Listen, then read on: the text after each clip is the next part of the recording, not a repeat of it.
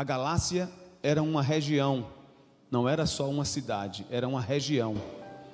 E essa região compreendia várias cidades. Paulo então escreve àquelas pessoas da Galácia, porque eles estavam achando que ter as marcas de Jesus era atender às situações legais da época. Eles estavam achando que o judaísmo tinha que ser enraizado e os costumes judaicos tinham que estar ali nas pessoas. E se eles não tivessem o judaísmo enraizado neles, então de nada adiantaria.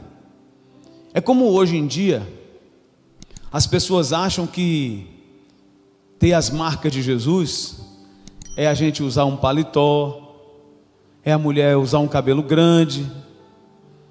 Existem uns estereótipos hoje em dia, não é? Que as pessoas observam. Acha que ter a marca de Jesus é a gente fazer parte de uma igreja. Acha que ter as marcas de Jesus é andar com a Bíblia como se fosse desodorante debaixo do braço. Bom, todas essas coisas são boas, mas isso não define um cristão. O que Paulo está dizendo para eles, aqui nesse contexto, é que de nada adiantava, por exemplo, a circuncisão. Eles diziam, não, você tem que circuncidar, porque se você não circuncidar, então você não é de Deus. Então, todo judeu, ele era obrigado a ser circuncidado. A circuncisão é quando o judeu cortava aquela pele que reveste a glande do pênis do menino. Ao 8º dia de nascido, tinha que cortar aquela pele por uma questão de asseio, de limpeza. Então Jesus, por exemplo, Jesus foi circuncidado ao 8º dia de nascido. E eles observavam, todos os homens tinham que ser observados. Eles achavam que isso era uma condição para ser de Deus. Costumes judaicos. Você vê que até hoje tem pessoas que têm esses costumes. Não, porque se a gente não colocar aqui a bandeira de Israel, não é de Deus. Se eu não usar o kippá, não é de Deus. Porque eu tenho que usar alguns objetos de Israel. Gente, não é nada de errado a gente usar. Nada de errado. A bandeira de Israel é uma bandeira linda, tem a estrela de Davi. E nos lembra Sião. Usarmos muitas coisas de Israel é uma bênção, porque nos traz recordações boas. Mas isso aí não tem nada a ver com a santidade, não tem nada a ver com marcas do corpo de Cristo. E o que o apóstolo Paulo está dizendo, Ricardo, é que não adiantava eles se preocuparem com tantas coisas, Mari, se preocuparem com tantas coisas, mas não terem neles a vontade, a gana de servir a Deus. Por isso, ele chama a atenção e diz: a partir de agora, ninguém fique me agoniando com essas coisinhas que vocês trazem, porque na verdade, eu trago no meu corpo as marcas de Jesus. O apóstolo Paulo foi apedrejado, o apóstolo Paulo foi açoitado, o apóstolo Paulo sofreu agruras. Ele está dizendo: gente, para com essas bobagens, gente, vamos observar o que é mais importante. Gente, vamos observar o nosso testemunho, vamos observar a nossa crença em Deus nos momentos de crise. Ele está dizendo: nós estamos vivendo dias difíceis, onde precisamos demonstrar na verdade que tipo de fé nós temos. Parece que o apóstolo Paulo, as palavras de Paulo estão se reverberando hoje. Quando no meio de uma crise, de uma pandemia, nós encontramos tantas pessoas esfriando na fé. Ouvimos isso aqui essa semana através da obreira Karina. Nos momentos de crise, nos momentos de dificuldade, são os momentos que nós temos que ser mais firmes, e é justamente os momentos que provam os verdadeiros cristãos. É isso que Paulo está dizendo. Eu quero trazer ao seu coração nessa manhã essa reflexão. Marcas da vida de um verdadeiro vencedor. Um verdadeiro vencedor tem que trazer as marcas de Cristo nele. E o que Paulo está dizendo, nessa introdução aqui, eu estou dizendo para você, o que Paulo está dizendo é assim: você precisa saber quem você é e para onde você está indo. Você sabe como é que nós temos que ser? Nós temos que ser como um avião.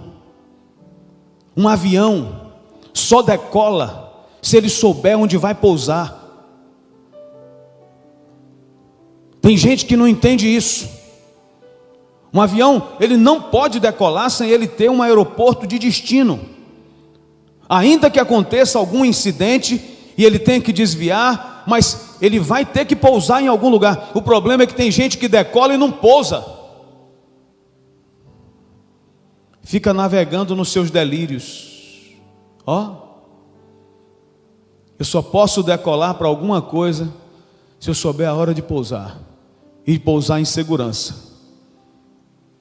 Paulo está dizendo isso aos cristãos: pé no chão, saiba onde vocês estão. Jesus sempre trouxe essa ideia e essa noção para cada um de nós. Saiba quem você é. Se você não souber quem você é, você vai ser qualquer pessoa que alguém sugestione que você seja. Por isso que Elvis Presley morreu como morreu. Por isso que Michael Jackson morreu como morreu. Elvis Presley veio de uma família crente. Tem hinos da harpa cristã que é dele, sabia? Eu vim andando só, pisando pó da dura estrada. Eu vim na solidão, na procissão da caminhada, até que pela fé eu encontrei Jesus. Jesus eu encontrei, vi Jesus. Jesus me viu e nele me salvei. Elvis Presley morreu, sabe como? No ostracismo. Sabe qual era o hobby dele quando ele já estava emporcalhado de tanta coisa? Atirar em televisões, ligar e atirar. Não sabia. Ele foi alguém produzido. Gente, Deus não fez a gente para ser projetado como em laboratório. Deus nos fez para vivermos a nossa singularidade. Deus quer que a gente seja gente. O grande problema nosso, Eduardo, o grande problema nosso, Gilmara, é que a gente quer às vezes ser divino quando Deus quer que a gente seja gente. E na verdade, se você observar hoje muitos cristãos, eles não têm dificuldade de ser divinos. Eles vão para o monte, eles oram, eles buscam, eles choram, eles rolam pelo chão, eles fazem tudo. Agora a maior dificuldade que tem é ser pai, é ser mãe, é ser filho, é ser irmão, é ser primo, é ser amigo. Deus fez você para ser isso. Muita dificuldade hoje de ser pai.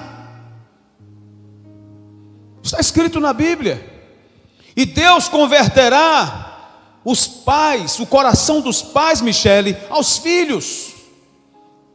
E o coração dos filhos aos pais. Então, se a Bíblia diz, senhor Moraes, assim: Deus converterá o coração dos pais aos filhos, quem é que está mais desviado? Os pais. E depois diz: e converterá o coração dos filhos aos pais. Tudo que Deus quer, seu Júnior Goiabeira, é que você seja pai de Idriele e de Alisson. Deus fez você. O objetivo de Deus na sua família é esse. Aí às vezes, sabe o que é que a gente faz? A gente, ô Senhor, glória a Deus, aleluia. Aí a pessoa vai para o monte. Lá no monte, a pessoa parece que agora já virou anjo. Aí quando chega em casa, o filho vai conversar: sai pra lá, menino. Deus fez ele para ser pai, ele quer ser anjo. Olha, o problema que deu, seu Nildo, quando no jardim do Éden, Deus fez o homem e a mulher, e o homem e a mulher quiseram ser iguais a Deus. Já reparou? A hora que deu problema foi essa. Satanás: toma, Evinha, Evinha, tome, menina, coma esse fruto, você vai ser igual a Deus. Deu problema, porque Deus fez eles para ser gente. O nosso maior desafio hoje é ser gente, é ser mãe, ser pai, ser filho, ser irmão.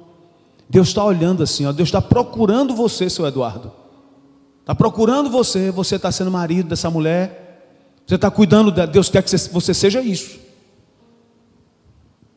Ah, porque agora eu vou fazer um jejum de 40 dias e vou virar assim. Deus não quer isso. Você pode até fazer o jejum, você pode até buscar a Deus, seu Valmir, mas antes você tem que ser noivo dessa menina aí que está do seu lado. Você tem que cuidar dela, tem que ser filho. A gente precisa parar e pensar para a missão que Deus tem a cada um de nós. E nessa mensagem de hoje eu quero falar com você sobre 4 marcas na vida de um verdadeiro vencedor. 4 marcas simples que tiveram na vida de Jesus e que tem que ter na nossa vida também. Você sabe qual é a primeira marca? É a marca da manjedoura. Diga comigo: manjedoura. Todos os anos a gente vê uma profusão de símbolos na época da Páscoa, já viu? Na época natalina, vai chegando o Natal, Páscoa, são muitos símbolos. Mas no Natal a gente vê muitos símbolos religiosos. E desses símbolos nós vemos sempre o quê? Uma manjedoura. Uma manjedoura é o quê, gente? É um lugar onde os animais comem. É um coxo que se deixa ali no lugar, no estábulo, para que os animais comam. A primeira marca na vida de um verdadeiro grande vencedor tem que ser manjedoura. Sabe por quê? Manjedoura é um lugar simples. Você acha que se fosse escolhida uma comissão, vamos imaginar que aqui nós fôssemos levantar uma comissão, e eu nomeasse algumas pessoas, fosse a pessoa encarregada disso, e nomeasse uma comissão aqui para preparar o lugar onde o Rei dos Reis vai nascer. Imagine, senhor Edinaldo. Todo mundo ia pensar: gente, vamos pensar no melhor lugar. Gente, vamos preparar tudo para que ele tenha o maior conforto. Mas não foi não, minha mãe. Não foi não. O lugar onde Jesus nasceu, ele nasceu porque não tinha lugar nos hotéis da cidade. Foi o que aconteceu? César Augusto baixou um decreto. Ele era imperador, e ele baixou um decreto que todas as pessoas tinham que se recensear. E José, que era o pai de Jesus, ele era da tribo de Davi. E vocês lembram que Davi era de Belém, lembra? Belém lá do Antigo Testamento? Davi era de Belém, e José também era de Belém da Judéia. José precisou então vir com Maria sua mãe, que já estava no 9º mês de gravidez. Tiveram que vir viajando no animal para se recensear. Veja que até o decreto do rei Deus usa para se cumprir a sua palavra. César Augusto fez um decreto, mas estava escrito que o Cristo nasceria em Belém da Judéia. E foi lá, quando Maria chegou com José, Maria sentiu dores, e eles começaram a ir nos hotéis. Foi no primeiro hotel, não tinha lugar. Foi no segundo hotel, não tinha lugar. Aqui está cheio. E minha esposa, ela vai parir agora, ela precisa de ter um lugar e arrumar uma parteira para fazer o parto dela. Não tinha lugar. Manjedoura era o único destino. Eles foram no estábulo onde tinham os animais. Maria pariu o menino, envolveu em panos e colocou ali justamente naquele único lugar que existia. Sabe o que é que eu lhe digo nessa manhã? É que manjedoura, um lugar simples, é um lugar onde nascem os projetos de Deus na nossa vida. Os projetos de Deus na nossa vida nascem nos lugares mais simples, nos lugares improváveis, através de pessoas improváveis. Os grandes projetos de Deus são assim. Foi assim que o Senhor Jesus nasceu, num lugar improvável. Então, um servo de Deus, uma pessoa de Deus, tem que ter a marca da manjedoura. Um projeto de Deus, ele vai nascer num lugar que você menos imagina. E ele vai acontecer de uma forma que você não imagina. Porque Deus, ele não escolhe coisas grandes, porque se ele escolher coisas grandes, depois as pessoas vão dizer que foi o seu próprio mérito. Deus, ele usa pessoas que não são. Quando eu vejo uma pessoa dizer assim, mas eu não tenho nenhuma condição de ser usado por Deus, não. Eu não sei fazer, tá, quando você acha assim, você já é, uma bomba atômica espiritual contra o inferno. Sabe por quê? Porque você se coloca nas mãos de Deus. Senhor, eu não sei, mas eu me disponho. Agora Deus usa quem tem coragem. Você diz, Senhor, eu não sei, de mim mesmo, Senhor, eu não sei nada, mas se o Senhor quiser me usar, é o que a gente cantou nesse instante aí atrás na música. Se te serve a minha vida, eis-me aqui. A minha vida está aqui, Senhor. A segunda marca na vida de um vencedor, nós falamos semana passada, é a cruz. Essa marca esteve presente na vida de Jesus. Na carta de Paulo aos Filipenses, no capítulo 2, a Bíblia nos diz que Jesus Cristo, ele foi submetido a uma humilhação tão grande. Ele foi humilhado até a morte, e morte de cruz. E depois que ele foi humilhado até a morte de cruz, vem a subida. Deus o exaltou soberanamente, para que diante do nome dele todo joelho se dobre e toda língua confesse que Jesus Cristo é o Senhor. Mas primeiro ele teve que se submeter ao ápice da vergonha. E o ápice da vergonha foi o quê? A morte de cruz. Por isso o apóstolo Paulo também diz a nós: eu já estou crucificado com Cristo. Aquele que é de Deus, irmão, ele não olha o seu próprio interesse, ele não está querendo satisfazer seus próprios interesses. O problema da igreja de hoje é que a igreja de hoje está muito preocupada com seus próprios interesses. Muitos de nós. Veja até os hinos que a gente canta. A gente canta alguns hinos hoje em dia, ao invés de exaltar a Deus, a gente exalta a gente mesmo, massageia nosso ego. Ao invés de falarmos do sofrimento de Jesus, nós estamos nos autocomiserando, falando do nosso próprio sofrimento, como se quiséssemos causar um constrangimento em Deus. Porque eu estou sofrendo, Senhor. Porque eu estou assim, Senhor. Porque eu passei por isso, eu passei aquilo. Gente, a gente pode passar por muitas coisas, e a gente passa mesmo. Mas na hora de exaltar a Deus, a exaltação tem que ser a Ele. As músicas são para a adoração dEle. Existem músicas que falam na nossa alma, sim. É errado a gente cantar? Não. Mas música de adorar a Deus, até na hora da gente falar com Ele, a gente precisa ser honesto e dizer: Senhor, obrigado pelo teu sacrifício. Porque hoje a gente está vivendo numa boa, perto do apóstolo Paulo. Perto de Paulo, gente, quem é que tem problema? Açoitado com vara, apedrejado, em naufrágios, em perigos dos rios, dos mares, sendo traído por tantas pessoas.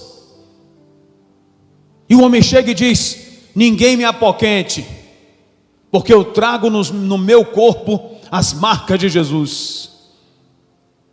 Você sabe, a igreja de Jesus está lá no capítulo 5 de Atos dos Apóstolos, quando Ananias e Safira morreram porque mentiram para o Espírito Santo. A igreja começou um processo muito diferente, Porque a Bíblia diz que o povo começou a ver os sinais que Pedro fazia, que os apóstolos faziam, e a concorrência já era tão grande. Vinha gente de todo lugar. Se Pedro tivesse em Jequié, vinha gente dos 28 municípios da micro-região nossa, vinha gente de todas as cidades para Jequié. E aqui, como as pessoas não conseguiam falar diretamente com Pedro, elas colocavam as pessoas assim, deitadas, para que quando Pedro passasse, a sombra de Pedro tocasse nas pessoas e fossem curadas. Está lá no capítulo 5 de Atos. Um grande mover começou a acontecer ali. O que é que Deus permite, seu Renan? Deus permite que os apóstolos sejam presos, porque Deus não queria só sombra de milagre. Deus não queria só movimento. Deus queria que o povo se conscientizasse de quem era Ele. Os apóstolos são presos, mas quando eles estão presos, o anjo do Senhor vai lá, solta os apóstolos e diz assim para eles: olha, voltem agora lá para a igreja, para o templo, e começa a ensinar o evangelho completo que vocês não ensinaram. No outro dia, os homens vão na prisão pelas autoridades ordenados, e quando chegam lá, ninguém está na prisão. Eles voltam aos seus superiores e dizem: olha, os homens que nós colocamos na prisão, eles não estão mais lá, as grades estão cerradas, tudo em segurança, mas parece que eles saíram pela grade. Aí chega um outro e diz assim: olha, eles estão lá no templo pregando de novo, os senhores mandaram prender, eles estão lá, eles não sei o que aconteceu. As autoridades deliberam para prender os homens de novo, os discípulos de novo, fazem uma reunião fechada, e na reunião eles ouvem um homem chamado Gamaliel, que era a maior autoridade da época, era a sabedoria em pessoa. E Gamaliel chega para eles e diz: olha, gente, eu acho melhor vocês pensarem mais antes de fazerem alguma coisa a esses homens. Gente, vocês se lembrem que já se levantou Teudas e não foi à frente, fazendo motim contra nós e não foi à frente. Depois também se levantou Judas e fez uma sedição, arrastou tanta gente e depois parou. E disse Gamaliel: se essa obra é de Deus, ela continua. Se não for de Deus, vai se acabar como as outras, para que não aconteça nós estarmos lutando contra Deus. E eles então resolvem só açoitar os discípulos. Açoitar, que eu falo só açoitar, é bater com varas. Era assim. E dispensar os discípulos. Os discípulos não estavam nem aí, ó. Essa marca aqui, ó. Tá vendo essa marca aqui? Foi por causa de Jesus. Tá vendo aqui, ó? Tem uma outra marca na perna, de uma surra que eu tomei aqui. Sabe por que eu tomei essa surra? Por causa do nome de Jesus. Está vendo isso aqui, essa marca aqui, ó, na minha testa? Aqui, ó, eu dou glória a Deus porque isso aconteceu por causa do nome de Jesus. Era assim que era a igreja. Hoje a gente não quer ter marca mais. Qualquer coisa que acontece, a gente culpa Deus. A gente fala mal de Deus. É como as pessoas que viveram há 40 anos atrás da sua infância, 50 anos atrás da sua infância, sabe a diferença que é de ser criança há 50 anos atrás e ser criança hoje. A geração raiz que a gente tinha há 50 anos atrás, que fazia seus próprios carros de brinquedo, e as crianças de hoje que têm os seus carrinhos prontos de controle remoto. Facilidades. A mesma coisa em relação à fé. A nossa vida precisa ser uma vida de cruz. Entendermos que facilidade não leva ninguém a lugar nenhum. Que nós precisamos ter muitos nãos, muitas dificuldades para conseguirmos aquilo que nós queremos, principalmente diante de Deus. Os discípulos estavam fazendo um movimento naquele lugar, curando, Através da sombra de Pedro, colocava, os discípulos passavam e a sombra dos discípulos curava as pessoas. Aí Deus chega e diz: não, eu quero que vocês ensinem a palavra. O que eu mais prezo nessa vida, irmãos, é o conhecimento desse livro, porque o conhecimento liberta você. O maior milagre que existe na vida de uma pessoa é o conhecimento. Ignorância, a Bíblia diz, ignorância é igual a trevas, conhecimento é igual a luz. Ignorância, trevas, conhecimento, luz. O meu povo sofre porque lhe falta conhecimento. Aí Jesus vem e diz: e conhecereis a verdade, e a verdade vos libertará. Por isso que a gente não deve ser presa de ninguém, como disse o apóstolo Paulo. Às vezes, abrir os olhos, a gente sofre algumas dificuldades, mas vale a pena abrir os olhos. João capítulo 9, o cego de nascença, enquanto ele era cego, ele não teve problema nenhum. Enquanto ele era cego, ninguém andava atrás dele. Enquanto ele era cego, seu Laelson, ele só ficava lá, uma esmolinha para o cego, pelo amor de Deus. João capítulo 9 está escrito. Jesus vai e abre os olhos dele. Agora ele começa a ser perseguido pelos fariseus. Rapaz, vem cá, que negócio é esse que está dizendo que você era cego? Você não era cego coisa nenhuma, diga a verdade. Ele disse: eu era cego. E como é que você ficou bom? Foi um homem chamado Jesus, ele que abriu meus olhos. Abra os olhos dos seus filhos. Um pastor que se preza, abre os olhos das suas ovelhas. Abre os olhos, ensina a palavra de Deus. Só quem quer aprisionar o outro é que quer ver o outro na ignorância. Quanto mais você conhecer a Bíblia, melhor. Você abre os seus olhos. E eles ficaram atrás do cego. Mas rapaz, como é que você era cego, rapaz? E ficou bom de repente? Eu já disse a vocês, foi um homem chamado Jesus que me curou. E onde é que está esse homem? Ele diz: muito me admira que eu que sou cego achei ele e vocês não acharam. Muito me admira. Está lá no capítulo 9 de João. Vocês também querem seguir a ele, é? Eles disseram: nós não, nós somos seguidores de Moisés. Cegos, seguidores de Moisés. Está vendo? O seguidor de Moisés é aquele que valoriza homens, é aquele que valoriza denominações. Nós temos nossa igreja, nós amamos nossa igreja, mas a nossa igreja não é caminho de salvação para ninguém. O caminho chama-se Jesus de Nazaré. Amém? O caminho é Ele, e Ele mesmo disse isso. Ele mesmo disse isso: eu sou o caminho e a verdade e a vida. Tem uns bobões aí, como dizia o Chico Anísio, um Pedro Bó, por aí, uns Pedro Bós por aí. Não, porque a nossa igreja, porque a minha igreja é isso, porque a igreja Família de Deus tem 21 anos. Jesus Cristo tem a eternidade. Simples assim. A igreja mais antiga do Brasil, a mais antiga, deve ter uns 150 anos. Imagine você dizer que uma denominação, uma determinada igreja, um determinado... Gente, nós somos igreja como organismo, povo, e somos igreja como organização social. Temos que ter um CNPJ, temos que ter registro na Receita Federal. Então, como denominação e como organismo, como pessoas nós somos a verdadeira igreja de Deus. Amém? Como povo reunido, mas não uma instituição. O evangelho nunca será institucionalizado.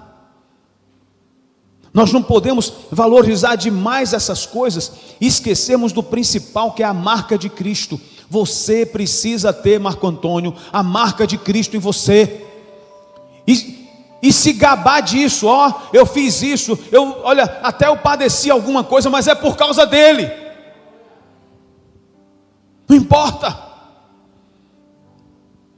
Se no dia que você for capaz de sofrer alguma coisa por Jesus e ainda ficar alegre porque você sofreu, Jesus disse lá no capítulo 5 de Mateus: exultai e alegrai, porque é grande o vosso galardão no reino dos céus. Foi isso que ele disse, André. Bem-aventurados sois vós quando vos injuriarem, quando sofrerem perseguição por causa do meu nome.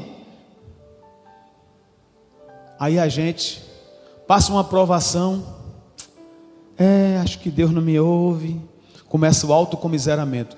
Quando a pessoa começa a se autocomiserar, a se auto-vitimizar, ela já está sob influência maligna. Presta atenção no que eu estou dizendo. Toda pessoa que começa a se vitimizar demais, ela já está sob influência maligna. E isso está escrito na Bíblia. Quando o seu Pedro chegou para Jesus e falou: meu Jesusinho, meu Senhor, não vai para Jerusalém não, Senhor, que vão te matar, Jesus. Não vá não, Senhor, para Jerusalém. Jesus dá um rabo de olho para Pedro e diz: para trás de mim, Satanás, você não cogita nas coisas de Deus, e sim nas coisas dos homens. Está vendo? Você percebe isso, Luana? Nós precisamos colocar a nossa fé, o nosso olhar no Senhor Jesus, na cruz de Jesus. A cruz dele é o signo, a cruz dele é o caminho para que a gente possa trilhar com essa marca e não deixar que tirem de nós essa marca. Deus não quer sombras apenas, sombras que curam. Deus quer mente que conhece a sua palavra. Por isso que os anjos libertaram os discípulos e disseram: volta lá e continua pregando a palavra que vocês pararam de pregar. Mas é que ensinar dá trabalho. E tem gente que não gosta de ensinar. É mais fácil ter movimento. Por isso que as pessoas de hoje são rasas de fé. Elas entram às vezes numa igreja, elas começam a servir a Deus, mas não tem profundidade, não tem raiz, é só movimento. E eu vou receber a cura, oh glória a Deus, aleluia. Isso é bom, gente, isso é bom, a gente gosta.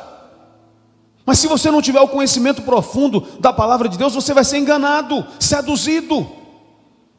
As sombras que curam são boas, mas nós precisamos ter o conhecimento da palavra, e foi exatamente isso que os discípulos foram fazer. E quando chamam Pedro e falam assim: rapaz, a gente não já falou com você que você pare de ensinar esse nome, de falar desse homem Jesus? Pedro disse para eles: olha, eu quero dizer a vocês que não há um outro nome debaixo do céu que possa salvar. Imagina, gente, aquele mesmo homem que negou a Jesus 3 vezes, agora chega diante do sinédrio, diante do conselho, e diz: nenhum outro nome há além do nome dele. Não há salvação em nenhum outro. Esse Jesus que vocês crucificaram, pois ele se tornou a principal pedra de esquina. É ele que nós pregamos e não vamos parar de pregar. Pode matar, se matar não tem problema, a gente vai se encontrar com ele logo. Pode bater, se bater também, a gente está apanhado, mas a gente vai continuar pregando. Você já pensou que coisa linda? A gente fica até com vergonha, né, gente? A gente faz só porque a gente vem para a igreja, a gente acha que já está fazendo grande coisa. Só porque a gente é dizimista, só porque a gente é ofertante, a gente já acha que está fazendo grande coisa. Os apóstolos sofriam isso e diziam assim: eu estou alegre de apanhar por causa dele. Você sabe onde é que está o apóstolo Pedro hoje? No paraíso com o Senhor. Um dia nós vamos encontrá-lo. Quando nós chegarmos lá, Cristina, Rita, nós vamos encontrá-lo. Nós vamos encontrar Pedro, vamos encontrar Paulo, vamos conversar com Moisés, vamos conversar com Abraão. Ah, pastor, e vai reconhecer? Vai reconhecer sim. Onde é que está isso, pastor? Isso é heresia? Não é heresia não. A Bíblia diz que Cristo é a primícia dos que dormem. Cristo teve um corpo reconhecível. O corpo de Jesus, Tiago, foi reconhecido. Os discípulos reconheceram Jesus. Então, da mesma maneira que Jesus teve um corpo reconhecível, eu também terei um corpo reconhecível. Só que a gente não vai ter essa natureza carnal que a gente tem, essa natureza sanguínea que a gente tem. mas nós nos reconheceremos. A gente vai conversar com Maria, mãe de Jesus, uma serva tão abençoada. Mas o nosso coração vai bater mais forte mesmo. É quando a gente encontrar Jesus. Está diante dele assim, ó. A Bíblia diz que todo olho verá. É a promessa da igreja, a promessa que nós temos. Um dia nós compareceremos diante de Jesus. Promessa que está escrito aqui, ó, na Bíblia Sagrada. Você sabe qual é a terceira marca na vida de um vencedor, de um grande vencedor? O túmulo. Jesus foi para onde? Jesus foi para o túmulo. Eu não sei se você já reparou, mas às vezes na morte a gente tem mais avivamento do que em vida. Não sei se você já observou isso. O filho mora lá em Rondônia, pai aqui. Tem 30 anos que não vê o pai. Aí o pai morre. Aí o filho manda um recado para os irmãos: por favor, não sepulte o corpo de meu pai, porque estou saindo de avião, vou fazer 5 conexões, mas eu preciso despedir do corpo do meu pai. Para que esse sujeito vai sair de Rondônia para Jiquié, se o pai dele já morreu? Mas parece que a morte move mais a gente do que a vida. Esses dias eu falei aqui, um pastor amigo meu faleceu esses dias, de Covid. Era um homem de Deus. Preguei na igreja dele algumas vezes. Eu nunca vi, algumas pessoas que eu nunca vi postar nada dele, agora posta. Está vendo? Parece que quando a gente morre, o povo posta mais as coisas da gente. Está vendo? Foi isso que aconteceu. Parece que às vezes a morte, ela produz mais avivamento em determinadas pessoas do que a própria vida. Vamos morrer vivos, gente. Vamos morrer todo dia, a nossa natureza. Porque se a gente morrer dessa natureza ruim todo dia, a gente está vivo. A gente vai demonstrar que está vivo. A gente vai querer homenagear quem está vivo. Eu mesmo já disse. Já falei lá em casa com Dona Eliana, a pastora Neide também. Ó, num dia que eu estiver aqui, estendido aqui, esse povo que não vem para aqui, que não gosta, bota para correr, viu, minha filha? Bota para correr. Se chegar aqui, o pastor, um homem tão... Ó, sai daqui que ele não queria você aqui não. Depois que morre, né? Depois que morre, aí a gente desperta em algumas pessoas. E o pior, tem aqueles que nem de você gostava. Depois que morre, gente, era uma santa essa mulher. Oh Senhor, estou tão consternado. Mentira pura. O túmulo da gente tem que ser um túmulo onde nós deixamos, como Jesus fez, os lençóis para trás. Os lençóis do túmulo ficam para trás. O corpo naquela época, ele era enrolado em lençóis. Não é como hoje que bota em caixão, não. O corpo da pessoa que morria era envolvida em lençóis, enrolado e colocado dentro do sepulcro. E colocava, enquanto a pessoa estava sendo velada, colocava um lenço sobre a cabeça da pessoa, para que visse a pessoa, assim, um lenço transparente, para que pudesse ver a pessoa que estava sendo velada.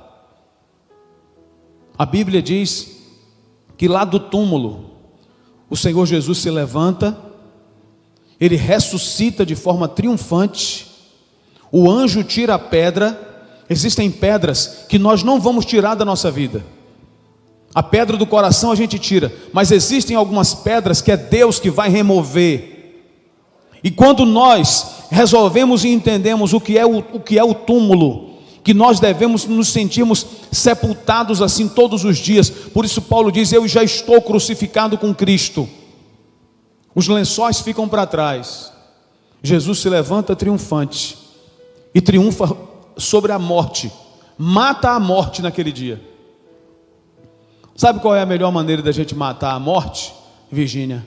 a gente viver todo dia, viver, valorizar a vida.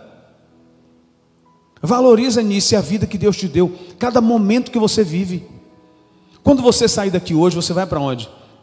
Vai para casa, preparar almoço, vai daqui mais um pouco, vai no restaurante almoçar. Valoriza aquele momento que você está vivendo. Você está aqui aí no culto da igreja agora, você está recebendo a palavra de Deus, o alimento espiritual, o principal alimento. Valoriza esse momento que você está aqui.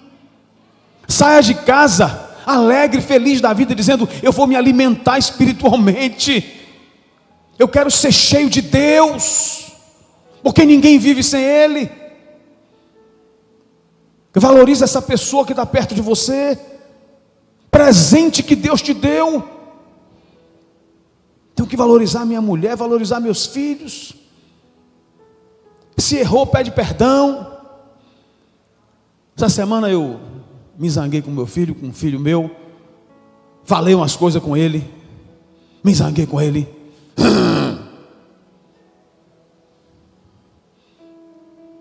Depois falei: filho, me perdoa, mas você fez isso. Me perdoa. A gente não tem que ter, gente, essas bobagens de orgulho, de pedir perdão. Você sabe que errou, peça perdão. Você vai se tornar muito maior com seu filho, se você se submeter, se você se abaixar. Ninguém consegue tocar o céu sem se ajoelhar. Para subir tem que descer. É o que eu disse do avião: ninguém decola sem entender que vai precisar pousar uma hora. E o que Deus quer que a gente seja é assim, ser gente. Se eu errar com ela, se eu percebi que eu errei, filha, me perdoa. Filho, me perdoa. Realmente eu falei o que eu não devia ter falado com você. Porque a gente erra, gente. Tem hora que a gente, não é, se irrita demais, como não deveria. As situações ambientais, as coisas que a gente vive no dia a dia, e você chega e acaba se destemperando. Faça isso, peça perdão.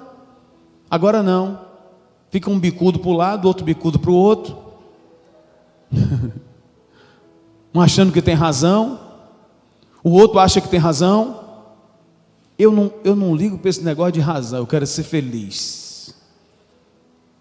Falo lá com Dona Eliana lá em casa: meu bem, o meu problema não é ter razão, o meu problema é ser feliz. Então fique tranquila.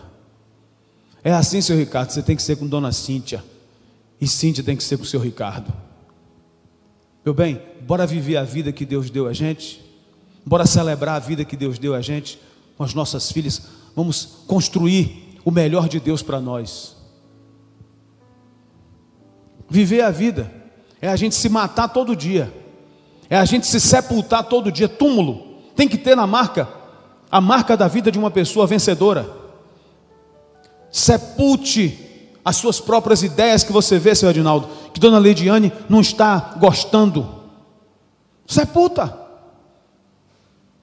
Ah, não está fazendo bem? Então, meu bem, vamos conversar aqui. Vamos resolver esses negócios aqui, porque Deus fez você para ser homem ungido, abençoado por Ele. Mas antes, Deus fez você para ser esposo dessa mulher, para ser pai de seu Arthur. Não adianta eu querer ser santo, não, porque eu no gabinete pastoral eu sou santo, sou ungido, oh glória a Deus. Tem pastor que é assim, você não consegue nem falar com ele, porque ele se sente mais do que Jesus, ele é inacessível. Não, o pastor está no gabinete, você não pode, vixe, para chegar lá, aleluia. Agora em casa, vê como esse sujeito é em casa com a família dele. Se eu não for bem em casa, eu não devia nem estar aqui, porque a Bíblia diz que aquele que não governa a sua casa não pode governar as coisas de Deus. Simples assim. Sabe qual é a última coisa que tem que ter na marca de um grande vencedor? O trono. A gente também tem o nosso trono. Deus tem o seu trono. Do trono de Deus é onde são tomadas todas as decisões. Existe um trono lá em cima instalado, e é do trono de Deus que são tomadas todas as decisões. E Deus, Ele, para nos provar, Ele coloca a gente muitas vezes em um trono. O trono é um lugar de decisão que você está. E que tipo de pessoa você está sendo ao tomar decisões? Está sendo uma pessoa justa? Ou está se achando demais, seu Cláudio? Está se sentindo, irmão, porque a decisão é minha. Você está compartilhando? Provérbios capítulo 18, aquele que se isola busca seu próprio interesse. Você está agindo da maneira correta? Se você tem um poder de decisão sobre outras pessoas, você está sendo realmente agindo com equidade, com justiça, ou você está agindo com injustiça? Trono é um lugar onde Deus julga todas as pessoas. Está lá em Atos capítulo 4, versículo 2, Apocalipse capítulo 4, versículo 2. O trono de Deus, é do trono de Deus que se tomam todas as decisões. Que nós possamos ser justos no nosso trono, que nós possamos sepultar todos os dias a nossa própria vontade naquele sepulcro, naquele túmulo onde Jesus esteve. Que o nosso desejo tenha a ver com o desejo de cumprir nossa missão na nossa cruz, se tivermos que suportar alguma situação, e que os projetos maiores de Deus nasçam numa manjedoura, num lugar bem simples de nós. Por mais que saibamos, por mais que estudemos, por mais que sejamos intelectuais, por mais que tenhamos alguma coisa, não importa. Tudo de Deus começa na manjedoura. E eu quero ser simples como Jesus foi sempre simples. Amém?